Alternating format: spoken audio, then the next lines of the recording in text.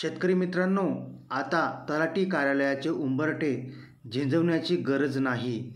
नवा नवा निर्णयामुळे 20 ते 25 दिवसात सातबाऱ्यावर होणार दस्त नोंद. राज्य शासनाने आय-सरिता व ई-फेरफार प्रणाली एकत्र करून सातबाऱ्यावर फेरफार प्रक्रिया 25 दिवसात पूर्ण करण्याची व्यवस्था केली आहे. त्यामुळे तलाठी कार्यालयाच्या चक्रा कमी होणार असून शेतकऱ्यांना मोठा दिलासा मिळणार आहे. राज्य सरकारने जमीन व्यवहार सुलभ आणि पारदर्शक करण्यासाठी एक महत्त्वाचा निर्णय घेतला आहे. आता जमीन खरेदी केल्यानंतर अवघ्या 20 ते 25 दिवसात सातबारा उतार्यावर खरेदीदाराचे नाव नोंदवले जाणार आहे. यासाठी आय-सरिता आणि ई-फेरफार या दोन संगणकीय प्रणाली एकमेकांशी जोडण्यात आल्या आहेत.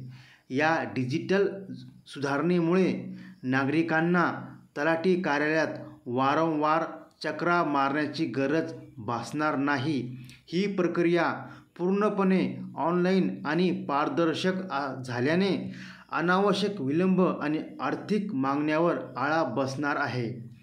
शेतकरी आणि सामान्य नागरिकांना यामुळे मोठा दिलासा मिळाला आहे.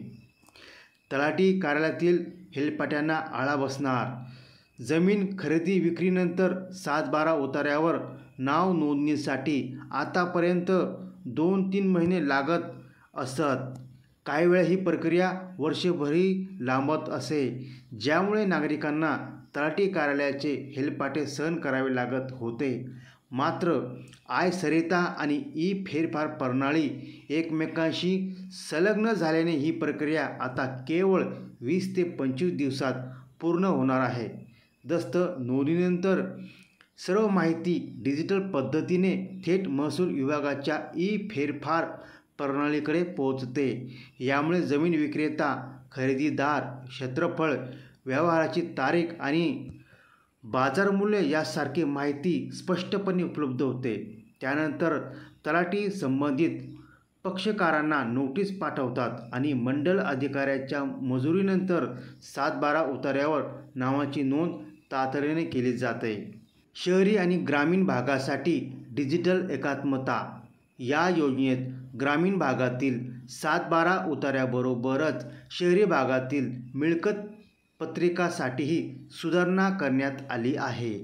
शहरी मिळकत पत्रिकावरील फेरफार नोंदणीसाठी ई-पीसीआयश्री ही तिसरी संगणकीय प्रणाली जोडण्यात आली आहे. यामुळे ग्रामीण आणि शहरी भागातील जमीन आणि मिळकत व्यवहाराच्या नोंदी डिजिटल पद्धतीने एकत्रित आणि कार्यक्षम झाल्या आहेत. महसूल विभाग, नोंदणी व मुद्रांक विभाग आणि माहिती तंत्रज्ञान विभागाने एकत्र येऊन ही प्रणाली विकसित केली आहे. यामुळे जमीन व्यवहारातील अनावश्यक अडथळे, विलंब आणि भ्रष्टाचाराला मोठ्या प्रमाणात आळा बसण्याची अपेक्षा आहे. आय-सरिता प्रणालीचा वापर कसा करायचा आहे? नोंदणी व मुद्रांक विभाग सध्या आय-सरिता या संगणकीय प्रणालीद्वारे दस्त नोंदणीची प्रक्रिया पार पाडतो. जमीन खरेदी विक्री, हक्क सोड, बोजा लावणे किंवा कमी करणे यासारख्या व्यवहारासाठी ही प्रणाली वापरली जाते.